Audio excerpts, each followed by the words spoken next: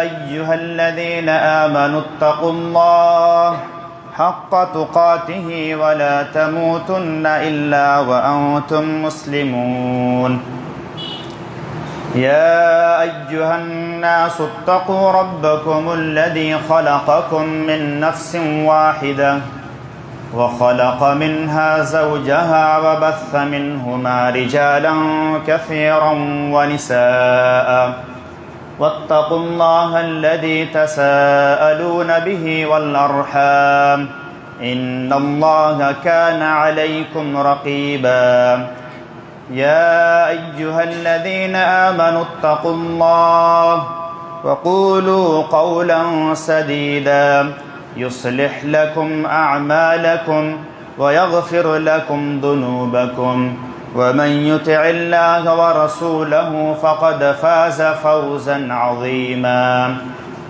أما بعد فإن خير الحديث كتاب الله وخير الهدي هدي محمد صلى الله عليه وسلم وشر الأمور محدثاتها وكل محدثة بدعة وكل بدعة ضلالة وكل ضلالة في النار أعوذ بالله من الشيطان الرجيم بسم الله الرحمن الرحيم قاف والقرآن المجيد بل عجبوا أن جاءهم منذر منهم فقال الكافرون هذا شيء عجيب أإذا متنا وكنا ترابا ذلك رجع بعيد قد علمنا ما تنقص الأرض منهم وعندنا كتاب حفيظ بارك الله.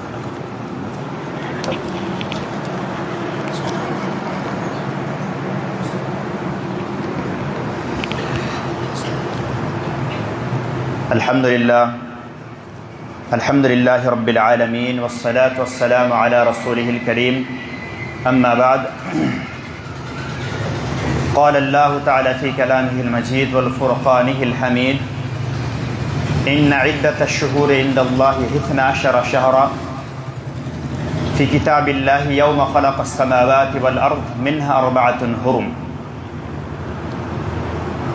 وقال النبي صلى الله عليه وسلم في الحديث المبارك إن الزمان قد استدار كهيئته يوم خلق السماوات والأرض السنة 12 شهرا منها 4 حرم 3 متواليات ذو القعدة ذو الحجة والمحرم ورجب مضر الذي بين جمادى وشعبان উপস্থিত শ্রদ্ধেয় সম্মানীয় মুসলিম সমাজ ও আমার সামনে বসে থাকা ইসলাম দরদি ভাই সকল, সর্বাগ্যে সর্বপ্রথম আমরা সে মহান করুণাময় রব্বুল আলামিনের প্রশংসা করি, শুকরিয়া আদায় করি, কৃতজ্ঞতা জ্ঞাপন করি যে মহান আল্লাহ রব্বুল আলামিন আমাদেরকে এই পবিত্র জুমার দিনে এখানে জমায়েত হবার তৌফিক প্রদান করেছেন। আমরা সকলেই বলি আলহামদুলিল্লাহ। তারপরে আমাদের শেষ নবী মুহাম্মদ সাল্লাল্লাহু আলাইহি ওয়াসাল্লাম মা মিনাল্লাল মুরুদুলাল, যে নবীর মাধ্যমে আমরা সব কিছু পেয়েছি, সেই নবীর উপরে, সেই মহামানবের উপরে লাখো কোটি দরুদ ও শান্তির ধারা বর্ষিত হোক। আল্লাহুম্মা সাল্লি আলাইহি আল্লাহুম্মা বারিক আলাইহি। আজকে যে বিষয়টি নিয়ে আমি আপনাদের সামনে বলবো মনে করে দাঁড়িয়েছি, বিষয়টি হলো হযরত ইব্রাহিম আলাইহিস সালামের জীবনী থেকে আমাদের জন্য কি শিক্ষা রয়েছে। হযরত ইব্রাহিম আলাইহিস সালাম একজন সম্মানীয় নবী ছিলেন। ওনার জীবনীতে আমরা আমাদের জন্য কি শিক্ষা পাই, যেহেতু কুরবানির সময় খুব নিকটে চলে এসেছে। এটা চলছে যুলকাদা, তারপরে যুলহিজ্জা মাস শুরু হবে। আর যুলহিজ্জা মাস শুরু হলো মানে আমাদের ব্রেনটে তখন এই কথাটা ঢুকে গেল যে কোরবানি আর 10 দিন পরে। আল্লাহ রাব্বুল আলামিন কোরআনে কারীমের মধ্যে বলেছেন যে বছরে 12টা মাস আমি দিয়েছি। 12টা মাস নির্ধারণ করাটা সেটা হলো আমার তরফ থেকে। বছরে যে 12টা মাস রয়েছে সেটা মানুষের তরফ থেকে নয়, মানুষের বানানো নয়, মানুষ বানায়নি সেটাকে, মানুষের তৈরিকৃত নয়, এটা আল্লাহ রাব্বুল আলামিনের তরফ থেকে। কোরআনে কারীমের যে আয়াতটা আমি খুতবাতে পাঠ করেছি সে আয়াতে আল্লাহ রাব্বুল আলামিন স্পষ্ট করে বলেছেন, ইন্না ইদ্দাতাশ শুহুর ইনদাল্লাহি 12 শাহরা, নিশ্চয়ই মাসের গণনা আমার কাছে হলো 12, মিনহা আরবাআতুন হুরুম, তার মধ্যে 4টা মাস হলো হুরমতওয়ালা মাস, খুব সম্মানীয় মাস। 12টা মাসের মধ্যে আল্লাহ রাব্বুল আলামিনের কাছে 4টা মাস এমন মাস যেই মাস আল্লাহ রাব্বুল আলামিনের কাছে অনেক মর্যাদাপূর্ণ, যে মাস আল্লাহ রাব্বুল আলামিনের কাছে অনেক সম্মানীয়, যে মাসে মারামারি করা চলবে না, যে মাসে গুনাহ করলে গুনাহের যেটা সাজা আমরা পাবো, যেটা গুনাহের আমাদের ক্ষতি হবে, অন্য মাসে আমরা যদি গুনাহ করি তার তুলনায় এই মাসগুলোতে গুনাহ করলে অনেক বেশি হবে ক্ষতিটা।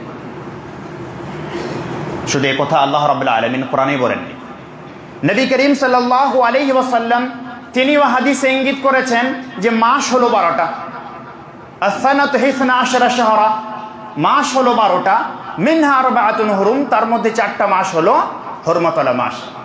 নবী করিম সাল্লাল্লাহু আলাইহি সাল্লাম এই হাদিসে আগে বলেন সালাসাতুম মুতাওয়ালিয়াত, তার মধ্যে 3টা মাস পরস্পর রয়েছে, জুলকাদা, জুলহিজ্জা, মুহররম আর রজবের মাস, যে রজবের মাসটা আসে জুমাদা এবং শাবানের মাঝে। তাহলে এই হাদিস এবং কোরআন দ্বারা আমাদের কাছে কথাটা স্পষ্ট হয়ে গেল যে আল্লাহ রাব্বুল আলামিনের কাছেই মাস হলো 12টা। এই মাস তৈরি করেছেন আল্লাহ রাব্বুল আলামিন, তিনি আমাদের জন্য এই 12টা মাস নির্ধারণ করে দিয়েছেন। এই 12টা মাসের মধ্যে প্রথম জুলকাদা মাস আমরা অতিবাহিত করছি, দ্বিতীয় যে মাসটা আমাদের শুরু হবে কিছুদিন পরে সেই মাসটা হলো জুলহিজ্জা মাস।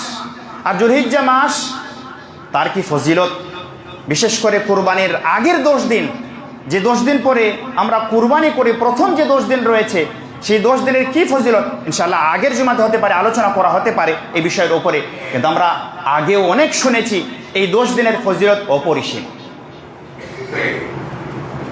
এবার আমি আপনাদেরকে বলি, কুরবানি আমরা যে করি এই 10 দিন পরে আমাদের যে কাছে যে কুরবানিটা আসে, সেই কুরবানিটা আমরা কিন্তু কার থ্রু থেকে পেয়েছি?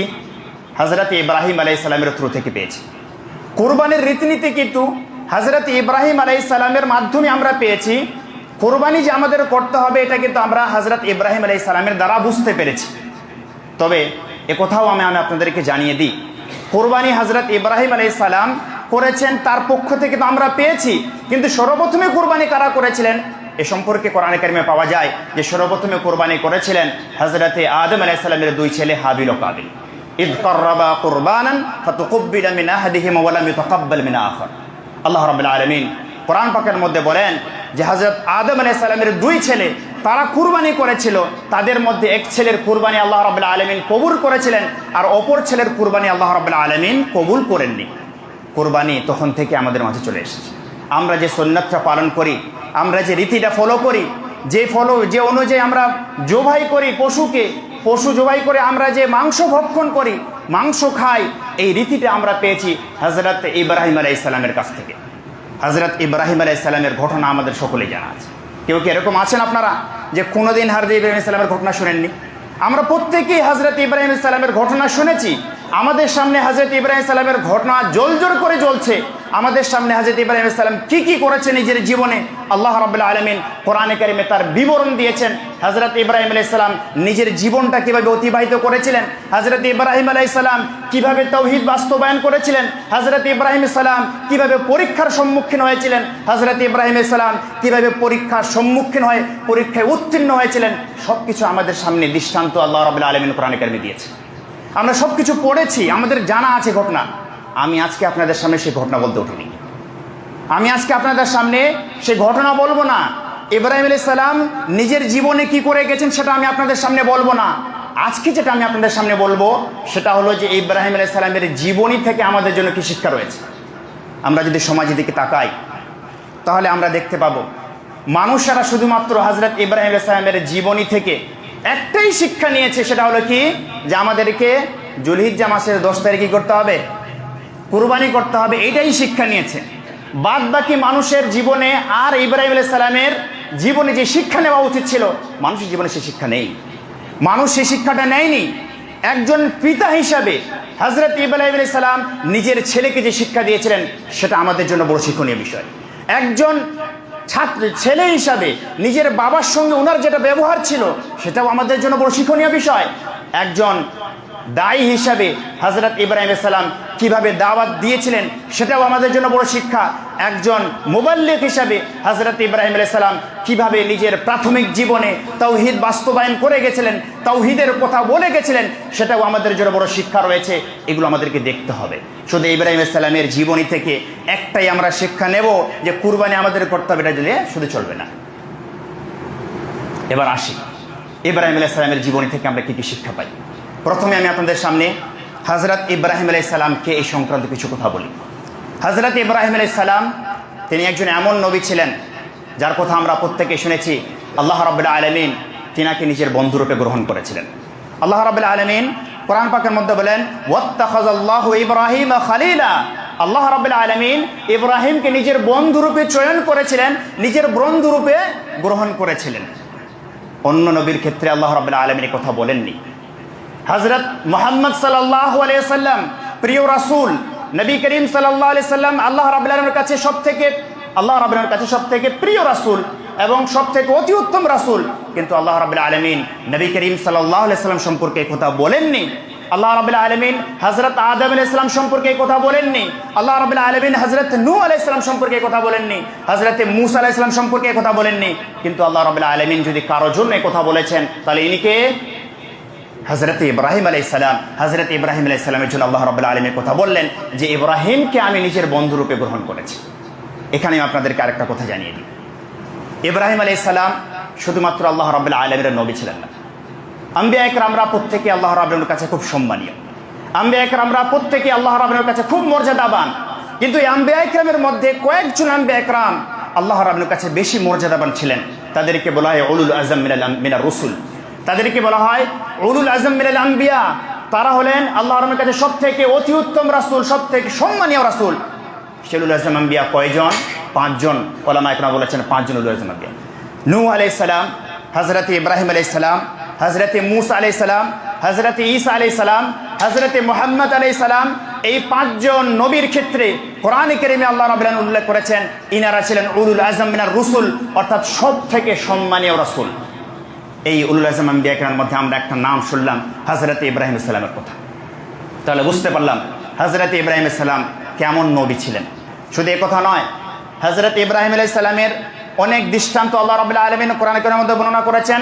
কোরআনের মধ্যে প্রায় 69 জায়গায় আল্লাহ রাব্বুল আলামিন হযরত ইব্রাহিম আলাইহিস সালামের আলোচনা করেছেন এবং বিভিন্ন জায়গায় তিনার জীবনের বিভিন্ন কথা আল্লাহ রাব্বুল আলামিন উল্লেখ করেছেন, তিনার বিভিন্ন দৃষ্টান্ত আল্লাহ রাব্বুল আলামিন উল্লেখ করেছেন। এবং আমাদের জন্য সেই জীবনী থেকে এবং তিনার ওই তারিখ থেকে, ইতিহাস থেকে শিক্ষা নেওয়ার কথা আল্লাহ রাব্বুল আলামিন আমাদেরকে বলেছেন। কেননা যে কোরআনে কারীম আল্লাহ রাব্বুল আলামিন আমাদের উপরে অবতীর্ণ করেছেন যাতে করে আমরা কোরআনটাকে নিয়ে চিন্তা ভাবনা করি, কোরআন আমরা যেন মূল্যায়ন করি, কোরআনটাকে আমরা যেন বুঝি। এই জন্য আল্লাহ রাব্বুল আলামিন আমাদের কোরআন দিয়েছেন। ইব্রাহিম আলাইহিস সালামের অনেক কথাই কোরআনে কারীমে পাওয়া যায়, তার মধ্যে কয়েকটা কথা আমি তুলে ধরি। ইব্রাহিম আলাইহিস সালামের ক্ষেত্রে আল্লাহ রাব্বুল আলামিন কোরআন পাকের মধ্যে বলেন, ইন্না ইব্রাহিমা কানা উম্মাতান কানিতান লিল্লাহি হানিফা ওয়া লাম ইয়াকু মিনাল মুশরিকিন শাকিরান লিআনহু ইজতাবাহু ওয়া হাদাহু ইলা সিরাতিল মুস্তাকিম ওয়া আতাইনাহু ফিদ দুনিয়া হাসানাহ ওয়া ইন্নাহু ফিল আখিরাতি লামিনাস সালিহিন। হযরত ইব্রাহিম আলাইহিস সালামের কথা বলতে গিয়ে আল্লাহ রাব্বুল আলামিন বলেন, ইন্না ইব্রাহিমা কানা উম্মাতা। ইন্না ইব্রাহিম আলাইহিস সালাম ছিলেন নিজেই একটা দল, নিজেই একটা উম্মত। ইমাম মুজাহিদ রাহিমাহুল্লাহ উম্মতের ব্যাখ্যা করতে গিয়ে তিনি বলেন, কানা ইব্রাহিম উম্মাতান আই মুমিনান ওয়াহদা। অর্থাৎ হযরত ইব্রাহিম আলাইহিস সালাম ওই যুগে ইব্রাহিম সালামের উপরে কেউ ঈমান নিয়ে আসেনি, শুধুমাত্র ইব্রাহিম সালাম একাই ছিলেন মুমিন, একাই ছিলেন আল্লাহ রাব্বুল আলামিনের উপরে ঈমান আনয়নকারী, একাই ছিলেন আল্লাহ রাব্বুল আলামিনের উপরে বিশ্বাস স্থাপন করি।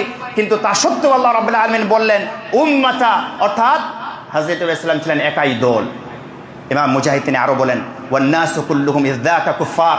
সে সময় মানুষেরা সকলেই পথভ্রষ্ট ছিল, সকলেই তারা আল্লাহ রাব্বুল আলামিনের উপরে ঈমান নিয়ে আসেনি, শুধুমাত্র হযরত ইব্রাহিম সালাম একাই আল্লাহ রাব্বুল আলামিনের উপরে ঈমান নিয়ে এসেছিলেন। তা সত্ত্বেও আল্লাহ রাব্বুল আলামিন বলেন উম্মাতা, উম্মত মানে হলো দল। এখান থেকে স্পষ্ট বোঝা যায় যে হক সবসময় বেশি ভারী দলের সঙ্গে থাকে না, হক সবসময় বেশি সংখ্যক লোকের সঙ্গে থাকে না। হক যদি কেউ একজন বাস্তবায়ন করে, সেটা যদি সঠিক হয়ে থাকে, সে যদি সঠিকভাবে কোরআন হাদিসকে ফলো করে থাকে, সে যদি সঠিকভাবে ইসলামকে বাস্তবায়ন করে থাকে, সে যদি একাই হয় গ্রামে, তাহলে আমাদেরকে মনে করে নিতে হবে সেই হক পুরো গ্রাম যদি একদিকে থাকে তারা ভুল হতে পারে, কিন্তু সে যদি কোরআন হাদিসের উপর আমল করে থাকে তাহলে সেই সঠিক পথে আছে। এই জন্য আল্লাহ রাব্বুল আলামিন এখানে উম্মাতা বললেন। এই জন্য আল্লাহ রাব্বুল আলামিন এখানে ইব্রাহিম আলাইহিস সালামকে একজন মুমিন থাকা সত্ত্বেও উনি ওনাকে উম্মাতা বললেন, এক দল বললেন। আল্লাহ রাব্বুল আলামিন আগে বলেন কানিতান লিল্লাহি হানিফা, ইব্রাহিম আলাইহিস সালাম ছিলেন আল্লাহ রাব্বুল কাছে রুজুকারী, প্রত্যাবর্তনকারী, হানিফা, একনিষ্ঠ আল্লাহ রাব্বুল বান্দা ছিলেন। ওয়ালাম ইয়াকু মিনাল মুশরিকিন, তিনি মুশরিকদের মধ্যে অন্তর্ভুক্ত ছিলেন না। আল্লাহ রাব্বুল আলামিন আরো বলেন শাকিরাল লিআনউমিহি ইজতাবাহু, আল্লাহ রাব্বুল আলামিন ইব্রাহিম আলাইহিস সালামকে যত নিয়ামত দান করেছিলেন সমস্ত নিয়ামতের ইব্রাহিম আলাইহিস সালাম শুকরিয়া আদায় করেছিলেন। ইজতাবাহু, ইব্রাহিম আলাইহিস সালামকে আল্লাহ রাব্বুল আলামিন চয়ন করেছিলেন। ওয়া হাদাহু ইলা সিরাতিন মুস্তাকিম, ইব্রাহিম আলাইহিস সালামকে আল্লাহ রাব্বুল আলামিন সঠিক পথের দিশা দেখিয়েছিলেন। ওয়া আতাইনাহু ফিদ দুনিয়া হাসানাহ, আল্লাহ রাব্বুল আলামিন ইব্রাহিম আলাইহিস সালামকে পৃথিবীতে কল্যাণ দান করেছিলেন। ওয়া ইন্নাহু ফিল আখিরাতি লামিনাস সালিহিন, এবং ইব্রাহিম আলাইহিস সালাম ছিলেন আখিরাতে নেককারদের অন্তর্ভুক্ত। এই আয়াত থেকে স্পষ্ট বোঝা যায় ইব্রাহিম আলাইহিস সালাম কেমন ব্যক্তিত্বের অধিকারী ছিলেন। এই আয়াত থেকে স্পষ্ট বোঝা যায় আল্লাহ রাব্বুল আলামিনের কাছে ইব্রাহিম আলাইহিস সালামের মর্যাদা কতখানি ছিল। শুধু এই আয়াতে নয়, আল্লাহ রাব্বুল আলামিন কোরআনে কারীমের আরো অন্য জায়গায় বলেছেন ওয়া মান ইয়ারগাব আম মিল্লাতি ইব্রাহিমা ইল্লা মান সাফিয়া নাফসাহু লাকাদ ইসতাফাইনাহু ফিদ দুনিয়া ওয়া ইন্নাহু ফিল আখিরাতি লামিনাস সালিহিন। আল্লাহ রাব্বুল আলামিন বলেন ওয়া মান ইয়ারগাব আম মিল্লাতি ইব্রাহিমা ইল্লা মান সাফিয়া নাফসাহু, যারা নির্বোধ, যারা বোকা, এরাই ইব্রাহিম আলাইহিস সালামের দিন থেকে নিজের মুখটাকে ফিরিয়ে নিতে পারে। আল্লাহ রাব্বুল আলামিন ইব্রাহিম আলাইহিস সালামকে নিজের নবী হওয়ার জন্য চয়ন করে নিয়েছেন। ওয়া ইন্নাহু ফিল আখিরাতি লামিনাস সালিহিন, নিশ্চয়ই ইব্রাহিম আলাইহিস সালাম আখিরাতে নেককারদের অন্তর্ভুক্ত ছিলেন। ইদ ক্বালা লাহু রাব্বুহু আসলিম, যখন ওনার প্রভু ওনাকে বলেন আসলিম, তুমি আত্মসমর্পণ করো। ক্বালা আসলামতু লিরাব্বিল আলামিন, আমি সারা জাহানের পৃথিবীর কাছে আত্মসমর্পণ করলাম। এই আয়াত থেকেই বোঝা যায় ইব্রাহিম আলাইহিস সালামের মর্যাদা আল্লাহর কাছে কত ছিল। শুধু এটা নয়, ইব্রাহিম আলাইহিস সালামের কথা বলতে গিয়ে আল্লাহ রাব্বুল আলামিন আরো বলেন মা কানা ইব্রাহিমু ইয়াহুদিয়্যান ওয়ালা নাসরানিয়্যা ওয়ালাকিন কানা হানিফাম মুসলিমা। ইব্রাহিম আলাইহিস সালাম না তো ইহুদি ছিলেন, ইব্রাহিম আলাইহিস সালাম না তো নাসরানি ছিলেন, ওয়ালাকিন কানা হানিফাম মুসলিমা। ইব্রাহিম আলাইহিস সালাম ছিলেন একনিষ্ঠ আল্লাহ রাব্বুল আলামিনের বান্দা, ওয়া মুসলিমা, এবং তিনি আল্লাহ রাব্বুল আলামিনের উপরে ঈমান আনয়নকারী একজন বান্দা ছিলেন। আল্লাহ হযরত ইবনে আব্বাস রাদিয়াল্লাহু আনহু থেকে একটা এই আয়াতের ব্যাখ্যায় ওনার একটা তাফসীর পাওয়া যায়। উনি বলেছেন যে ইজতামাআত নাসারা নাজরান, নাজরানের কিছু নাসারা খ্রিস্টান এবং আহবার ইহুদ এবং ইহুদিদের কিছু ওলামারা, মদিনার ইহুদির কিছু ওলামারা, তারা নবী করিম সাল্লাল্লাহু আলাইহি ওয়াসাল্লামের কাছে একত্রিত হয় এবং ফাতানাযাউ ইনদাহু, তারা সকলেই মিলে তারা মতভেদ সৃষ্টি করে। কেউ বলে যে ইব্রাহিম ইসলাম ছিলেন নাসরানি, যারা নাসরানি ছিল তারা বলছিল যে হযরত ইব্রাহিম ইসলাম ছিলেন নাসরানি, আর ইহুদিরা বলছিল হযরত ইব্রাহিম ইসলাম ছিলেন ইহুদি। নবী করিম সাল্লাল্লাহু আলাইহি ওয়াসাল্লাম যখন এই কথা শুনেন, আল্লাহ রাব্বুল আলামিন যখন এই কথা শুনেন, তখন এই আয়াত অবতীর্ণ করেন। এই আয়াতগুলো থেকে আমরা বুঝতে পারি ইব্রাহিম আলাইহিস সালামের মর্যাদা আল্লাহর কাছে অনেক উপরে। ইব্রাহিম আলাইহিস সালাম অনেক মর্যাদাবান একজন নবী ছিলেন। ইব্রাহিম আলাইহিস সালাম তিনি আল্লাহ রাব্বুল আলামিনের কাছে অনেক সম্মানীয় একটা নবী ছিলেন। ইব্রাহিম আলাইহিস সালামের জীবনী থেকে আমাদেরকে শিক্ষা নিতে হবে। ইব্রাহিম আলাইহিস সালামের জীবনী থেকে আমাদের জীবন অতিবাহিত করার পাথেও নিতে হবে। ইব্রাহিম আলাইহিস সালামের জীবনী থেকে আমাদের জন্য কিছু সঞ্চয় করতে হবে, যাতে করে আমরা সেটা নিয়ে আগের পথ চলতে পারি, যাতে করে আমরা সেটা নিয়ে নিজের জীবনটা অতিবাহিত করতে পারি। এবার আমি আপনাদের সামনে সেই কিছু দৃষ্টান্ত আপনাদের সামনে তুলে ধরি। ইব্রাহিম আলাইহিস সালামের জীবনী থেকে আমরা কিভাবে শিক্ষা নেব সেটা আমি আপনাদের সামনে তুলে ধরি। ইব্রাহিম আলাইহিস সালামের জীবনী থেকে আমাদের শিক্ষা নেওয়ার 3টা পার্ট আমি করেছি। প্রথম পার্ট হলো ইব্রাহিম আলাইহিস সালাম তিনি একজন দায়ী হিসাবে তাওহীদের যে দাওয়াত দিয়েছিলেন, আমাদেরকে তার জীবনী থেকে সেটা শিক্ষা নিতে হবে। শুধুমাত্র কুরবানি শিক্ষা নিলে হবে না, শুধুমাত্র মাংস খাওয়া শিক্ষা নিলে হবে না, শুধুমাত্র আমাদেরকে মাংস স্টোর করে রাখতে হবে সেটা শিক্ষা নিলে হবে না। আমাদেরকে শিক্ষা নিতে হবে হযরত ইব্রাহিম আলাইহিস সালাম নিজের জীবনে কিভাবে তাওহীদ বাস্তবায়ন করে গেছিলেন, সেটা আমাদেরকে শিক্ষা নিতে হবে। আমরা জানি হযরত ইব্রাহিম আলাইহিস সালাম নিজের জাতির সঙ্গে তাওহীদ বাস্তবায়ন করার জন্য লড়াই করেছিলেন, নিজের জাতির সঙ্গে তিনি তাওহীদ বাস্তবায়ন করার জন্য সংগ্রাম করেছিলেন। তাদের পদে পদে তারা যে মূর্তি পূজা করত, তারা যে আল্লাহ ব্যতীত অন্যের সামনে মাথা নত করত, তারা যে আল্লাহ ব্যতীত অন্যের সামনে চাইতো, তারা যে আল্লাহ ব্যতীত অন্যের সামনে নিজের কথাগুলো রাখতো, ছেলে চাইতো, ইব্রাহিম আলাইহিস সালাম নিজের জীবনে এই সমস্ত কিছু তাদের বিরোধিতা করে ইব্রাহিম আলাইহিস সালাম নিজের জীবনে তাদের সঙ্গে সংগ্রাম করেছিলেন। কিভাবে?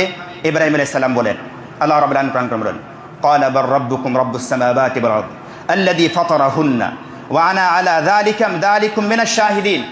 সূরাতুল আম্বিয়ার 56 নম্বর আয়াতে বলেন, ইব্রাহিম আলাইহিস সালাম যখন নিজের জাতিকে বলেন, তোমরা যার পুজো করছো, তোমরা যাকে মানছো, তোমরা যার সামনে মাথা নত করছো, তারা কি তোমাদের কথা শোনে? তারা কি তোমাদের কথায় উত্তর দেয়? তারা কি তোমাদেরকে লাভ দিতে পারে? তারা কি তোমাদের উপকারে আসতে পারে? যখন ইব্রাহিম আলাইহিস সালাম তাদেরকে কথাগুলো বললেন, তারা প্রত্যেকে ইব্রাহিম আলাইহিস সালামের বিরুদ্ধে হয়ে গেলেন।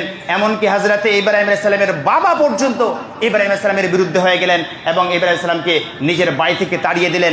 ইব্রাহিম আলাইহিস সালাম যখন নিজের জাতি থেকে বিতাড়িত হচ্ছেন, তখন ইব্রাহিম আলাইহিস সালাম তাদেরকে তাওহীদের শিক্ষা দিতে গিয়ে বলেন যে قال بل ربكم رب السماوات والارض الذي فطرهن। তোমরা যে সমস্ত মাবুদের পূজা পাঠ করছো, তোমরা যে সমস্ত মাবুদের সামনে তোমরা মাথা নত করছো, এরা তোমার মাবুদ নয়। রব্বুকুম রব্বুস সামাওয়াতি ওয়াল আরদ, তোমাদের প্রভু হলেন সেই একমাত্র প্রভু যিনি আকাশ এবং জমিনের মালিক। আল্লাযী ফাতারাহুন্না, যিনি কি করেছেন? আকাশ এবং জমিনকে তৈরি করেছেন। ওয়া আনা আলা যালিকুম মিনাশ শাহিদিন, আর আমি এর সাক্ষ্য দিচ্ছি। দেখুন এখানে ইব্রাহিম আলাইহিস সালাম তাওহীদ কিভাবে বাস্তবায়ন করলেন। ইব্রাহিম আলাইহিস সালাম নিজের জাতির বিরুদ্ধে গিয়ে কিভাবে তিনি তাওহীদ প্রতিষ্ঠা করলেন। নিজের জাতি মূর্তি পূজায় লিপ্ত ছিল, ওনার জাতি তারা মূর্তির সামনে মাথা নত করত। ইব্রাহিম আলাইহিস সালাম সে কথাগুলো না মেনে ইব্রাহিম আলাইহিস সালাম তাদের বিরোধিতা করলেন, তাদেরকে তাওহীদ শিক্ষা দিয়েছেন।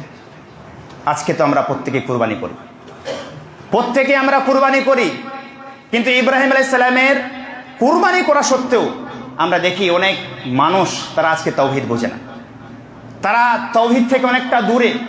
নিজের ছেলেপেলেদেরকে তাওহীদ শিক্ষা দেয় না, নিজের পরিবারকে তাওহীদ শিক্ষা দেয় না, নিজের আর অন্যান্য প্রতিবেশীকে তাওহীদ শিক্ষা দেয় না। অথচ মাংস জবাই করলে, কুরবানি হলে মাংস তারা পরিবারকে দেয়, অন্য জায়গায় বিভিন্ন জায়গায় বিতরণ করে। কিন্তু ইব্রাহিম আলাইহিস সালামের জীবনে যে তাওহীদ ছিল, সেই তাওহীদ তো আপনি কোনোদিন আপনার ছেলেকে শেখাননি, সেই তাওহীদ তো আপনি কোনোদিন আপনার পরিবারকে বলেননি, সেই তাওহীদ তো আপনি কোনোদিন আপনার ছেলেপেলেকে শিখাননি। সেই তাওহীদ আপনার শেখানো উচিত ছিল। যেখানে আপনি কুরবানি বাস্তবায়ন করবেন, ঠিক সেখানে আপনার উচিত ছিল আপনার ছেলেকে আপনি তাওহীদ বাস্তবায়নের কথা বলবেন, তাওহীদের কথা আপনি তাকে শিক্ষা দেবেন।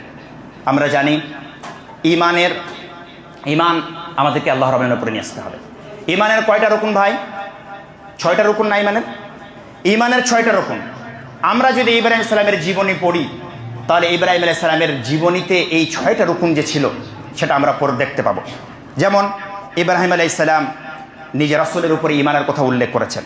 ওয়াইদ ইবতালা ইব্রাহিম রাব্বুহু বিকালিমাতিন ফাআতাম্মাহুন ক্বালা ইন্নী জাইলুকা লিন-নাসি ইমামা। যখন আল্লাহ রাব্বুল আলামিন হযরত ইব্রাহিম আলাইহিস সালামকে বিভিন্ন কথার মাধ্যমে, বিভিন্ন কাজের মাধ্যমে, বিভিন্ন আদেশের মাধ্যমে, নিষেধাজ্ঞার মাধ্যমে যখন আল্লাহ রাব্বুল আলামিন হযরত ইব্রাহিম আলাইহিস সালামকে পরীক্ষা করলেন, পরীক্ষা করার পরে হযরত ইব্রাহিম আলাইহিস সালাম যখন পরীক্ষায় উত্তীর্ণ হলেন, তখন তিনি বললেন, আল্লাহ রাব্বুল আলামিন হযরত ইব্রাহিম আলাইহিস সালামকে সম্বোধন করে, ইন্নী জাইলুকা লিন-নাসি ইমামা, আমি মানুষের জন্য তোমাকে প্রতিনিধি বানাতে চলেছি, মানুষের জন্য আমি তোমাকে নেতা বানাতে চলেছি, মানুষের জন্য আমি তোমাকে তাদের আইডিয়াল বানাতে চলেছি। আল্লাহ রাব্বুল আলামিন এই কথা শোনার পরে হযরত ইব্রাহিম আলাইহিস সালাম বলেন, ওয়ামিন যুররিয়াতি, আমার পরবর্তী আমার ছেলেপেলেরা যারা আসবে, আমার বংশের আমার নসল থেকে যারা আসবে, তারাও কি এই সিফাতটা পাবে, এই গুণের কি অধিকারী হবে? আল্লাহ রাব্বুল আলামিন আগে বলেন, ওয়ালা ইয়ানালু আহদিজ জালিমিন, জালিমরা বাদ দিয়ে তারা প্রত্যেকেই আমার এই যেটা ওয়াদা করেছে সেটা পাবে। এখানে আল্লাহ রাব্বুল আলামিন ইব্রাহিম আলাইহিস সালামকে বললেন যে আমি তোমাকে ইমাম করেছি, আমি তোমাকে নেতা করেছি। আর আমরা জানি আম্বিয়া একরামরা ছিলেন নিজের জাতির নেতা, আম্বিয়া একরামরা ছিলেন নিজের জাতির পথ প্রদর্শক, আম্বিয়া একরামরা ছিলেন নিজের জাতির জন্য রাহবার, আম্বিয়া একরামরা ছিলেন, নিজের জাতিকে ওনারা পথ দেখিয়েছিলেন। হযরত ইব্রাহিম আলাইহিস সালামকে আল্লাহ রাব্বুল আলামিন নবী করলেন এবং তার পরবর্তী যে নবী আসবে, তার বংশ থেকেই যে নবী হবে, তার সুসংবাদ দিলেন। ইব্রাহিম আলাইহিস সালাম এখানে যে আমাদেরকে তার উপরে ঈমান নিয়ে আসতে হবে এবং আগে যে নবী মুহাম্মদ সাল্লাল্লাহু আলাইহি ওয়াসাল্লামের আগে যে আম্বিয়া একরামরা এসেছিলেন তারাও যে নবী ছিলেন, এ কথার ইঙ্গিত দিলেন। ঈমানে মুজমালে আমরা পড়েছি যে আমাদেরকে শুধু ঈমানে মুফাসসাল আমরা পড়েছি, যেভাবে আমাদেরকে মুহাম্মদ সাল্লাল্লাহু আলাইহি ওয়াসাল্লামের উপরে ঈমান নিয়ে আসতে হবে, ঠিক সেভাবে আগের পূর্বে যে সমস্ত আম্বিয়া একরামরা আছে তাদের উপরে আমাদেরকে ঈমান নিয়ে আসতে হবে।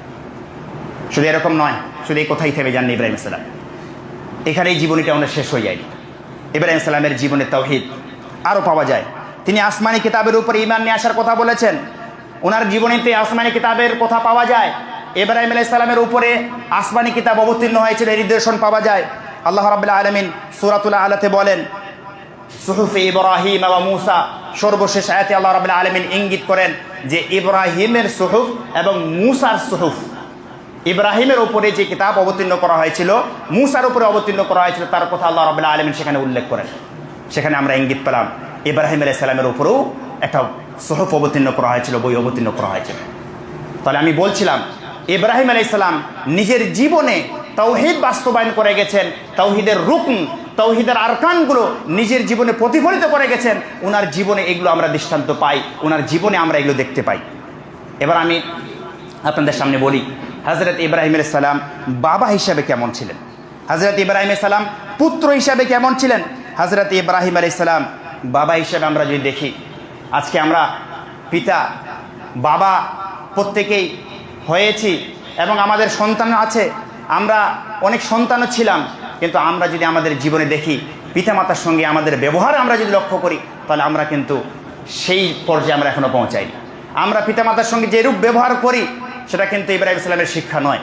আমরা মাতা পিতার সঙ্গে তাদেরকে যেভাবে কষ্ট দিই, ইব্রাহিম সালামের শিক্ষা এটা ছিল না। ইব্রাহিম সালাম আমাদেরকে সেটা শিক্ষা দিয়ে যাননি। ইব্রাহিম আলাইহিস সালাম তো আমাদেরকে শিক্ষা দিয়ে গেছেন, বাবা যদি বাড়ি থেকে বের করে দেয় তবুও তোমরা বাবার সঙ্গে সৎ কথা বলো, বাবার সঙ্গে ভালো ব্যবহার করো, বাবার সঙ্গে নম্র ভাষায় কথা বলো, তার সঙ্গে উঁচু হওয়ার কথা বলো না।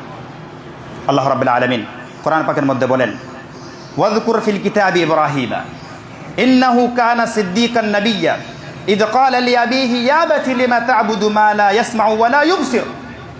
ইব্রাহিম আলাইহিস সালাম নিজের বাবাকে সম্বোধন করে বলছিলেন, যখন ইব্রাহিম আলাইহিস সালাম নিজের পিতাকে বুত পূজা ছাড়তে বললেন, ইব্রাহিম আলাইহিস সালাম নিজের পিতাকে যখন মূর্তি পূজা ছাড়তে বললেন, ইব্রাহিম আলাইহিস সালাম নিজের বাবাকে রিকোয়েস্ট করছেন, ইয়া আবাতি, হে আমার আব্বাজান, ইয়া আবাতি, হে আমার আব্বাজান। এখানে ইব্রাহিম আলাইহিস সালাম বললেন ইয়া আবি, বললেন না। এখানে ইব্রাহিম সালাম ইয়া আবি বললেন না, হে আমার বাবা বললেন না, ইয়া আবাতি বললেন। আর ইয়া আবাতির কথা বলে আমরা এখানে বলেছেন, কাউকে যদি সম্মানের সহিত বলা হয় এবং নম্র ভাষায় যদি বলা হয় তখন এই শব্দটা উচ্চারণ করা হয় ইয়া আবাতি।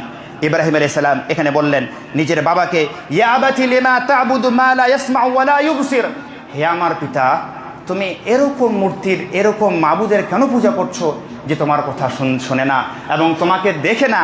শুধু এটাই নয়, আল্লাহ রাব্বুল ইব্রাহিম আলাইহিস সালামের কথা বলতে গিয়ে আল্লাহ রাব্বুল বলেন, ওয়ালা ইউগনি আনকা শাইয়্যা, যে তোমার কোনো উপকারে আসে না। ইয়া আবাতি ইন্নী ক্বাদ জাআনি মিনাল ইলমি মা লাম ইয়াতিকা, আমার কাছে এমন ইলম দেওয়া হয়েছে যে ইলম তোমার কাছে নেই। ফাত্তাবি'নি, তুমি আমার অনুসরণ করো। আহদিকা সিরাতাম মুস্তাকিয়া, আমি তোমাকে সঠিক পথের দিশা দেখাবো। ইব্রাহিম আলাইহিস সালাম আরও নিজের বাবাকে বলেন, ইয়া আবাতি লা তা'বুদিশ শাইতানা ইন্নাশ শাইতানা লিল ইনসি ইন্নাশ শাইতানা লির রাহমানি আসিয়া। ইব্রাহিম আলাইহিস সালাম নিজের বাবাকে বলেন, হে আমার বাবা, তুমি শয়তানের উপাসনা করো না। শয়তান নিশ্চয়ই শয়তান আল্লাহ রাব্বুল আলামিনের নাফরমান, তিনি আল্লাহ রাব্বুল সে হলো আল্লাহ রাব্বুল আলামিনের শত্রু। এই যে কয়েকটা কথা আমি কোরআনের আয়াত থেকে আপনাদেরকে বললাম, এই যে কয়েকটা কথা আমি কোরআনের আয়াত থেকে তুলে ধরলাম, ইব্রাহিম আলাইহিস সালামের সঙ্গে তিনার বাবা কী রূপ ব্যবহার করেছিল এটা আমাদের জানা আছে।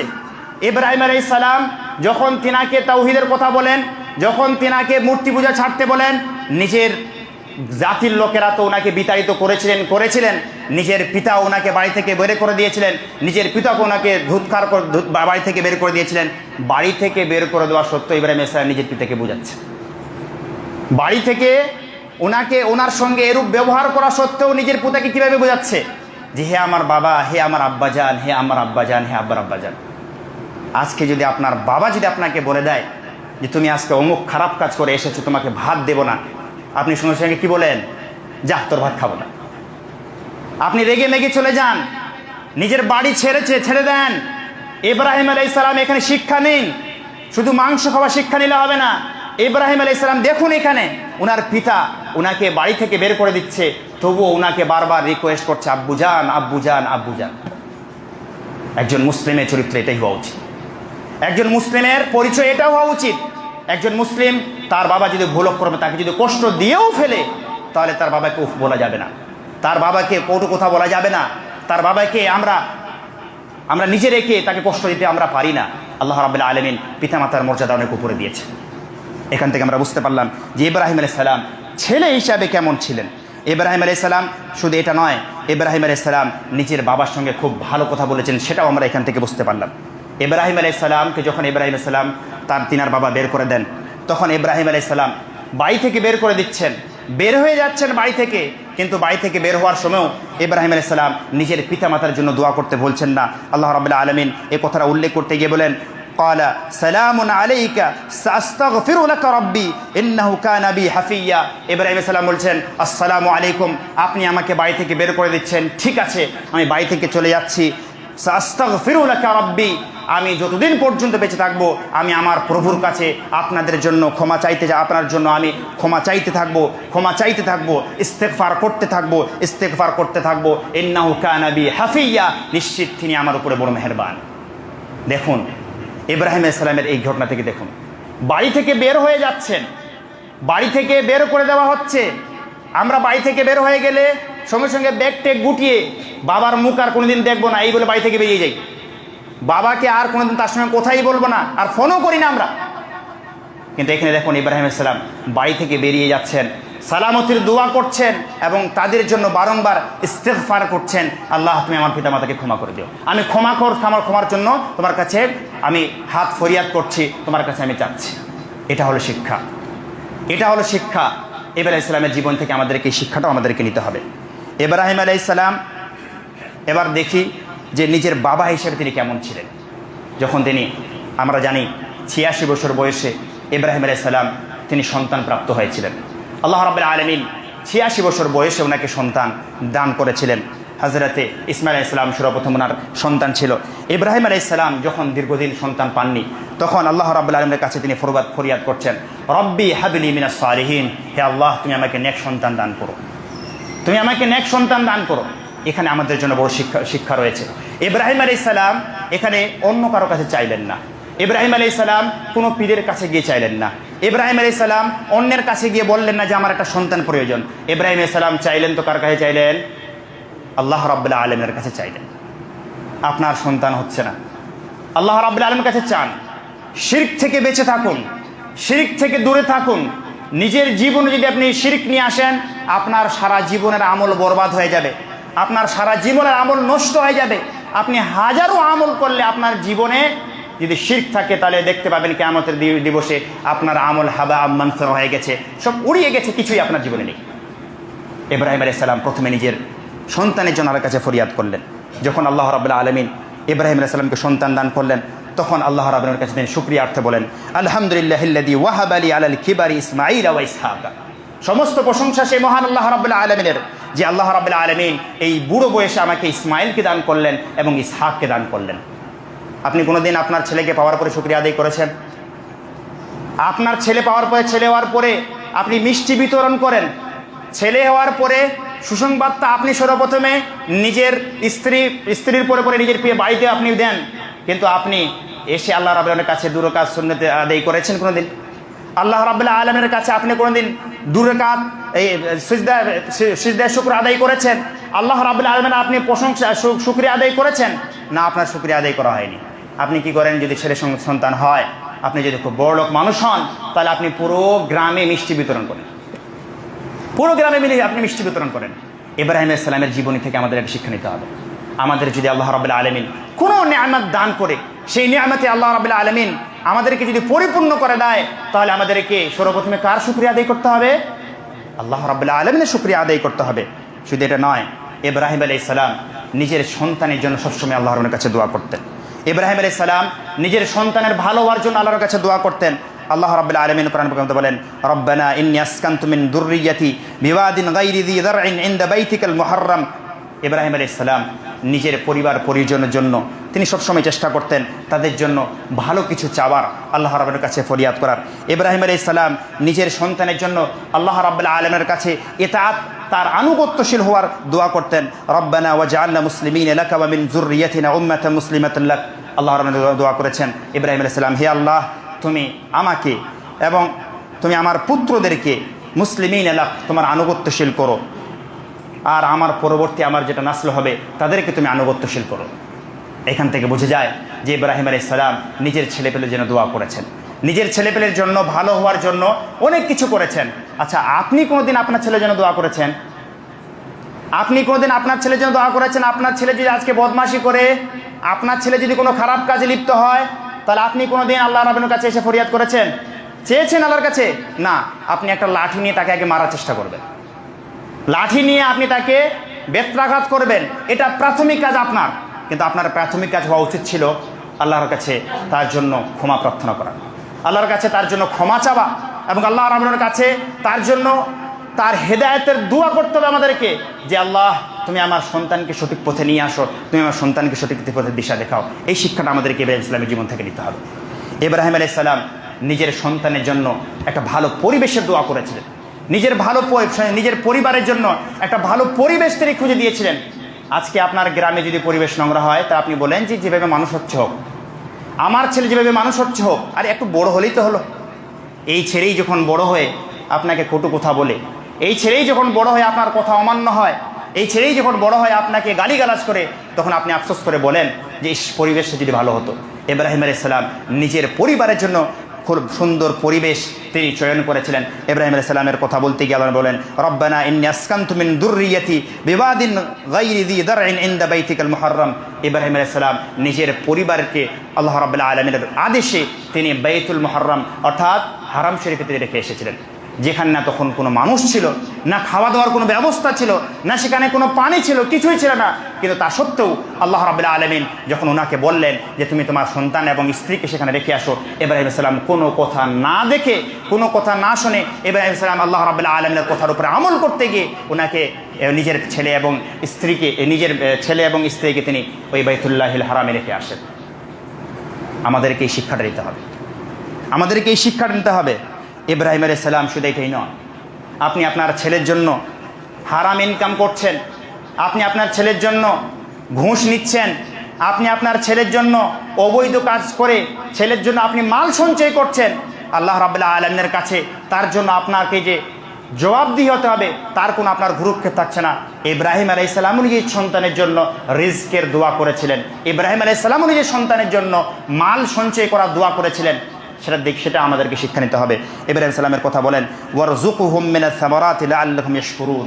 আল্লাহ রাব্বুল আলামিন বলেন কোরআন কারিমে, ওয়ারযুকহুম, হে আল্লাহ তুমি তাদেরকে রিজিক দান করো, মিনাস সামারাতি, এমন ফল রিজিক দান করো, সব ধরনের ফল তুমি রিজিক দান করো, লাআল্লাহুম ইয়াশকুরুন, হতে পারে এরা আপনার শুকরিয়া আদায় করবে।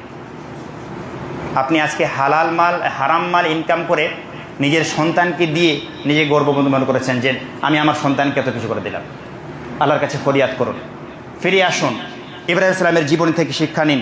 ইব্রাহিম আলাইহিস সালামের জীবনী থেকে আপনাদেরকে শিক্ষা নিতেই হবে।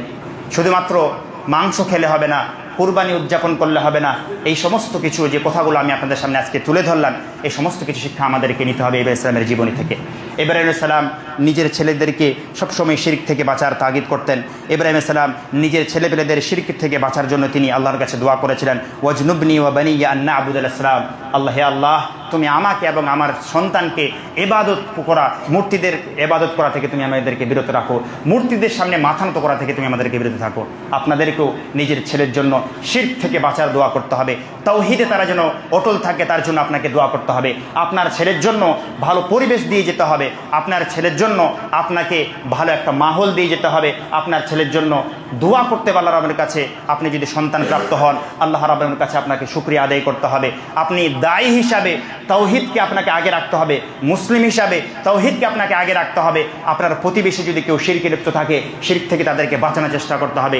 এই কুরবানি তো সবাই পালন করে থাকে, আমরা সবাই কুরবানির, যত মুসলিম আছে পৃথিবীতে সবাই আমরা কুরবানি পালন করে থাকি, কিন্তু অনেক মুসলিম ভাই আছে যারা কুরবানি পালন করে এবং কুরবানি পালন করার সাথে সাথে তারা শিরকে লিপ্ত। কুরবানির এই জীবনী থেকে তারা, ইব্রাহিম আলাইহিস সালামের এই জীবনী থেকে তারা শিক্ষা নেয়নি। আমাদেরকে অতএব এই কথাই আমি আপনাদেরকে বলবো, ইব্রাহিম আলাইহিস সালামের জীবনী থেকে যেমন আপনারা কুরবানি শিক্ষাটা নিয়েছেন, কুরবানি সুন্নাতটা আপনারা পালন করেন। যেভাবে আপনারা ইব্রাহিম আলাইহিস সালামের কুরবানিকে পালন করতে গিয়ে 10 তারিখে জবাই করেন, ঠিক যে কথাগুলো আপনাদের সামনে আমি বললাম সেগুলোর উপরে আপনাদেরকে আমল করতে হবে।